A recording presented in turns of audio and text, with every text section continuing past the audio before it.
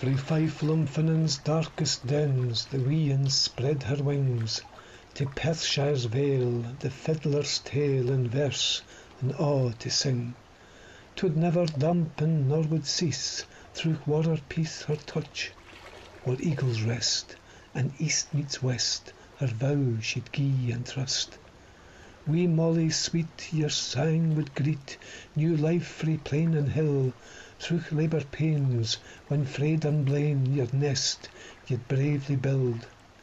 Wi' 40 year and 7 reached, and 30 year as wife, your last pecht drawn, the darkest dawn would douse your lamp and light. New Allan waters turn and wheel, that time and tide assails, pray silence now, for she will flew, the bairnie's nightingale.